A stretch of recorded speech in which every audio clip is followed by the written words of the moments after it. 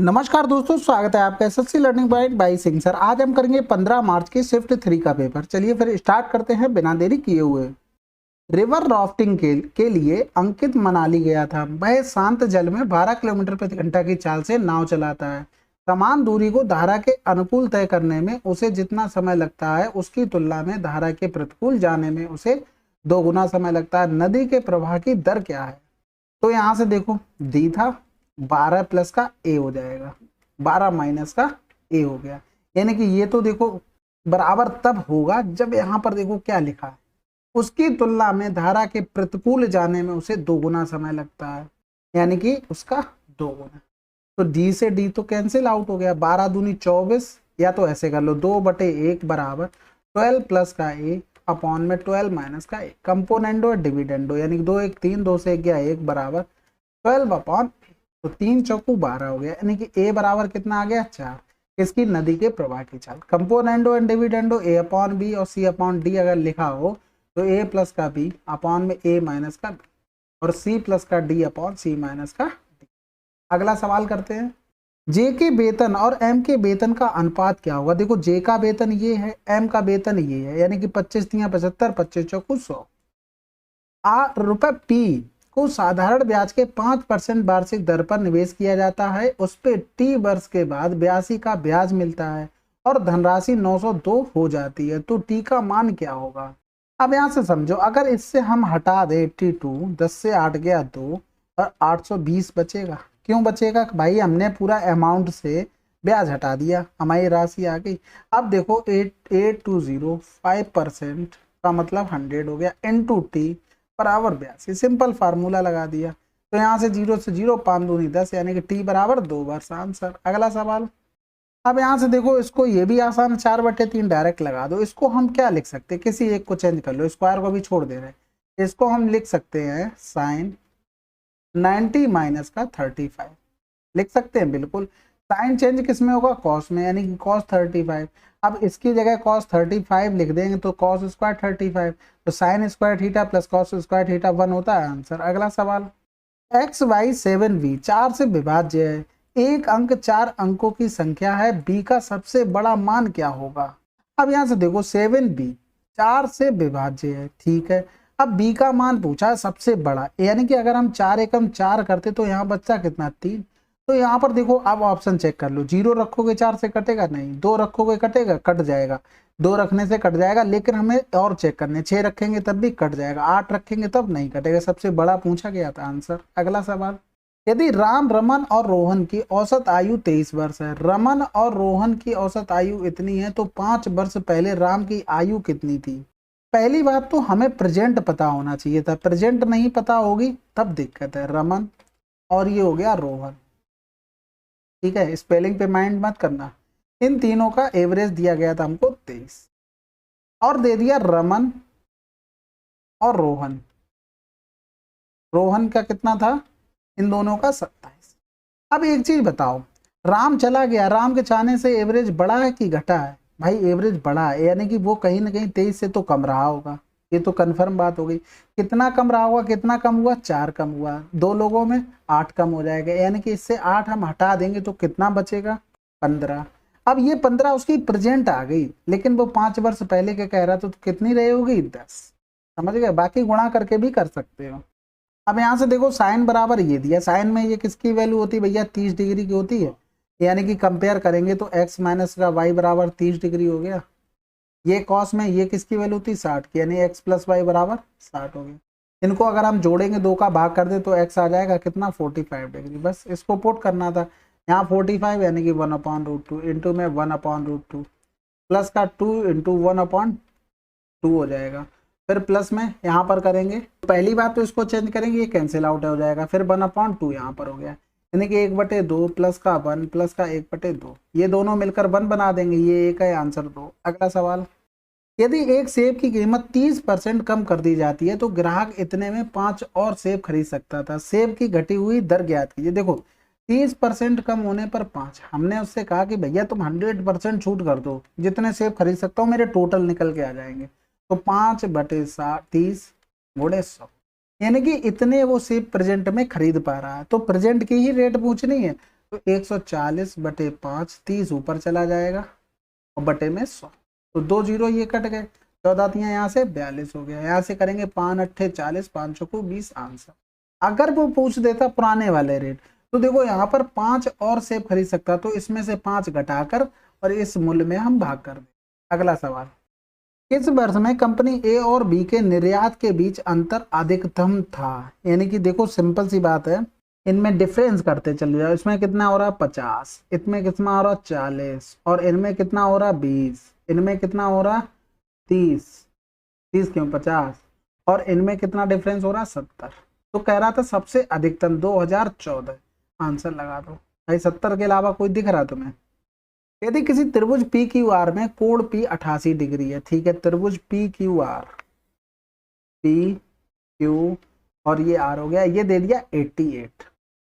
आगे कह रहा है पी क्यू और पी आर को क्रमशः एस और टी तक बढ़ाया जाता है। पी क्यू और पी आर को, यानी कि पी क्यू तो इस तरफ बढ़ेगा, पी आर तो यार इधर बढ़ेगा।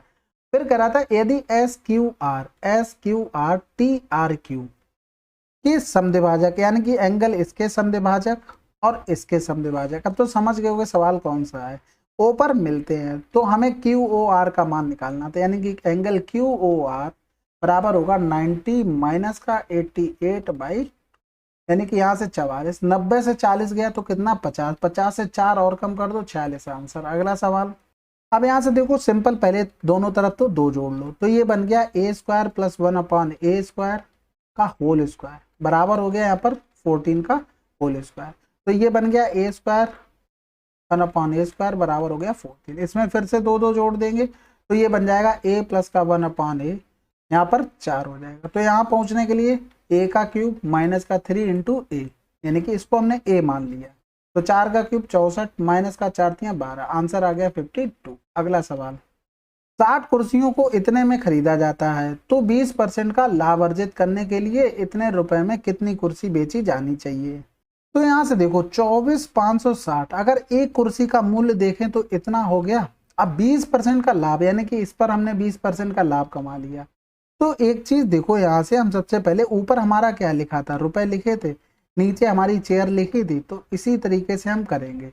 अब यहाँ से प्रॉफिट वाली चीज निकल आई। अब यहाँ तक तो समाप्त हो गया सवाल। कह रहा था इतने में कितनी बेची जाती, तो यहाँ पर क्या करो 24,560 का ऊपर गुणा कर दो, 24,560 का नीचे गुणा कर दो। अब इसमें एक चीज इतनी ध्यान रखनी पड़ती है केवल कि इसको नहीं टच करना, जो भी निकालना। देखो भाई रुपए दिए गए थे, हमें वस्तुएं निकालनी थी, तो इसको ना टच करते हुए सॉल्व करो। ये इससे कट गया, 60 दूनी 120 हो गया, 2 पंजे 10, यानी कि इतने रुपए में 50 चाहिए आंसर। अगला सवाल, ओटीपी किसी कार्य को इतने दिन में, वाह ओटीपी आता होगा बहुत, वे एक साथ कार्य कर रहे हैं तो वे कार्य को कितने समय में पूरा कर लेंगे।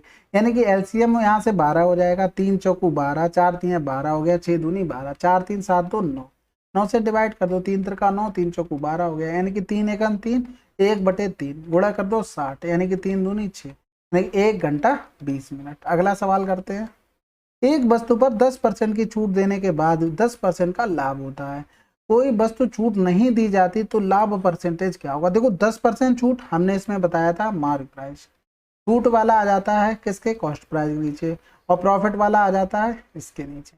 अगर देखो छूट नहीं दी जाती तो 2 रुपए का फायदा होता, किस पर होता 9 पर, गुणा कर दो 100, तो यहाँ से 9 दूनी 18, 9 दूनी 18, 22 से 1/2 कर दो, 2/2 कर दो, या तो ऐसे ही 22.22।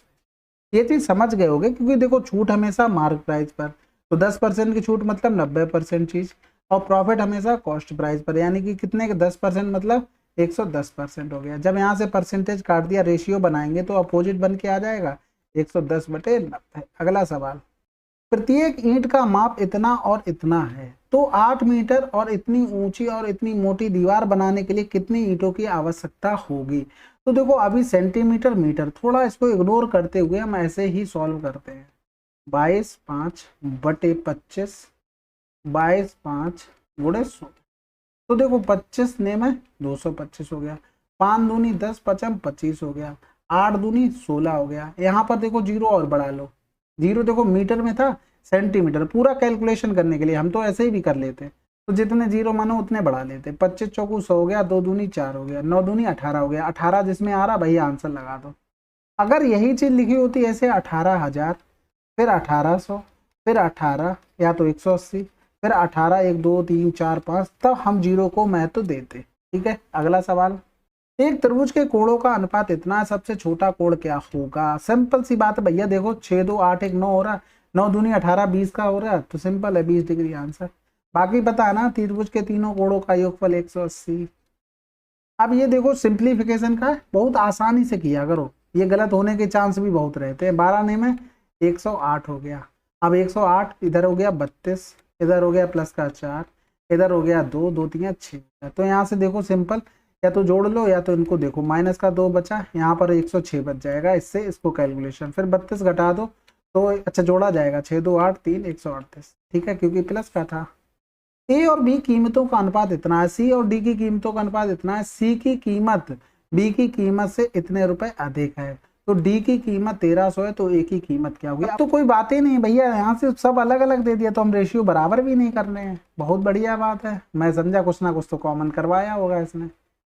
तो 24 13, सी की कीमत बी की कीमत से 1500 अधिक है। तो सबसे पहले बात, डी की कीमत कितनी है? 1300 है। समझ गए बात को? 1300 है तो 2 जीरो बढ़ गए, यानी कि सी की कीमत कितनी है? 2400 है। अब सी की कीमत बी से कितनी अधिक थी? 1500। अगर हम इसमें से 1500 हटा दें तो 0 0 14 से 5 गया 9, ये किसकी वैल्यू? वी की वैल्यू। क्या गुना हो रहा था? 100 गुना। ए की वैल्यू कितनी हो जाएगी? 100 गुना कर दो, 500 आंसर। अगला सवाल, पी प्लस क्यू बराबर इतना है, इसकी वैल्यू दी गई थी, ये देखो डायरेक्ट करो, 7 7 49, और फिर प्लस था तो माइनस का 2 इंटू पी क्यू दे देगा। सिंपल सी बात है, बराबर 25 कर दो, ये इधर आ जाएगा तो 4 बचेगा, 2 बचेगा, यानी कि 2 पी क्यू हो जाएगा, बराबर में आ गया 12। अब यहाँ से देखो कुछ नहीं, बस लिखने का तरीका है, फर्स्ट लिख लो उसको, इसका होल स्क्वायर बराबर 7, यानी कि यहाँ से करेंगे तो देखो पी स्क्वायर प्लस का क्यू स्क्वायर प्लस का 2 पी क्यू करोगे, और बराबर में 7। अब यहाँ से अगर हम लिख लें पी स्क्वायर प्लस का क्यू स्क्वायर बराबर 7 माइनस का, सॉरी 7 का स्क्वायर करो, 7 का स्क्वायर माइनस का 2 पी क्यू हो जाएगा। अब यहाँ से देखो हमने जो ऊपर लिखा है वो कहीं कैच कर पा रहे हैं? ये चीज देखना, केवल ये चीज यही तो लिखी है, और इसकी वैल्यू हमको 25 दी थी, वही हमने आगे इसके चिपका दी। ठीक है, तो हमेशा इस चीज को याद रखना, ये यहाँ पर चिपका दिया करो, बस इसको चिपका दोगे आपकी जिंदगी अच्छी हो जाएगी। 1 प्लस साइन स्क्वायर 45, देखो आपको सबके मान पता है, 1/2, 1 माइनस का 1/2, तो 2 एकम 2, नीचे तो 1/2, ऊपर 2 एकम 2, 3/2, 2 से 2 कैंसिल, 3 आंसर। आइए ऊपर हो जाएगा 3/2, नीचे 1/2, ये कैंसिल आउट, 3 बचा है। सभी विषयों में x द्वारा प्राप्त किए गए कुल अंकों का सभी विषयों y द्वारा प्राप्त किए कुल अंकों से अनुपात क्या होगा? तो जोड़ लो, देखो इनमें सब में लास्ट में 0 0 0 0 0 है, बिल्कुल है, 0 लिखो, फिर 2 लिखो, 2 4 2 6 6 6 4 10 10 10 10 6 16 16 और 2 18, हाथ से लगा 1 हो गया, यानी कि 2 1 3 3 2 5 5 2 7 7 और 2 9, यानी कि देखो हम यहीं से आंसर लगा सकते थे। अब ये केवल इसी का तो मल्टीपल है, और किसी का मल्टीपल है? किसी का नहीं, तो आंसर यहाँ से आ गया। उसके अलावा जो जोड़ना होगा उसको जोड़ते रहना भाई, आप लोग इतना तो कर ही सकते हैं, आसान था। सभी कंपनियों का कुल व्यय कुल बचत से कितने % अधिक है? तो देखो पहले तो निकाल लो, 5 2 7 7 4 11 11 दूनी 22 और 3 2500। ठीक है, ये टोटल हो गया। इसको जोड़ लो, 9 4 13 13 7 20 4 24 और 5 29 हो गया। कितना देखो हो रहा है भाई? 400। ठीक है, और किससे? 2900 से गुणा कर दो 100, यानी कि 0 से 0, यानी कि हम डायरेक्ट ऑप्शन का सारा लेके भाग कर दे देते हैं, एक बार तो जाना ही जाना, ये तो सभी को पता है। 11 बचा, फिर लिया उतारा 0। अब ये ऑप्शन तो चला गया, ये भी ऑप्शन चला गया। अब देखो 6 आएगा कि 3 आएगा? अगर 6 का करते तो 6 दूनी 12, 6 दूनी 12 11 से ज्यादा है, तो ये ऑप्शन कैंसिल, आंसर आ गया। अगला सवाल, एक वृत्त एक त्रिभुज के परिगत है जिसकी भुजाएं इतनी और इतनी है, वृत्त की परिधि ज्ञात कीजिए। तो सीधा सा आंसर 50 पाई। रीजन क्या है भाई? देखो 3 4 5 राइट एंगल ट्रायंगल बनता है, और वृत्त ये इस तरीके से बना हुआ है। अब इसकी रेडियस क्या हो जाएगी? कर्ड की आधी, कर्ड कितना है? 50, 50 का आधा 25 हो जाएगा, और 2 पाई आर लिख दो, 25 दूनी 50 पाई, आंसर। अगला सवाल, समद्विबाहु त्रिभुज एबीसी में बीसी त्रिभुज की असमान भुजा है, और रेखा एडी शीर्ष ए से भुजा बीसी तक खींची गई माध्यिका है। यदि लंबाई AC 5 है, माध्यिका की लंबाई 4 है, तो BC की लंबाई कितनी होगी? तो देखो त्रिभुज ABC AB, तो ये दोनों तो भुजाएं बराबर है, BC तो असमान भुजा है, डी यहाँ से खींचा गया है, यानी कि ये 90 डिग्री और दोनों को बराबर भागों में बांटेगा। ये तो प्रॉपर्टी है भाई, ठीक है। तो इसमें 3 कर दो पहले इस तरीके से। कह रहा था AC बराबर दे दिया हमको 5 और माध्यिका की लंबाई हमको दे दी 4। तो कह रहा था BC की लंबाई कितनी होगी। अब भैया एक चीज बताओ, ये भी 5 ये भी 4, तो ये पाइथागोरस से 3 नहीं हो जाएगी, ये भी 3 हो जाएगी, तो 3 3 6। अगर प्रॉपर्टी पता होगी तो अच्छे से कर लोगे। अब यहाँ से देखो सिंपल है, x की वैल्यू क्या होगी, ऑप्शन से ले लो भाई। ऑप्शन में देखो 0 दिया गया, तो ये देखो 0। अब -8 का स्क्वायर 64 हो जाएगा, यहाँ पर 8 का स्क्वायर माइनस इधर 64, कैंसिल आउट 0। ऑप्शन है भाई, क्यों हमें मेहनत करनी है। चलिए फिर 15 मार्च की शिफ्ट 3 आपकी कंप्लीट हो गई। काफी अच्छे क्वेश्चन थे, नोट कर लेना उनको, ठीक है। चलो फिर मिलते हैं अगले वीडियो में, तब तक के लिए पढ़ते रहिए। जय हिंद, जय भारत।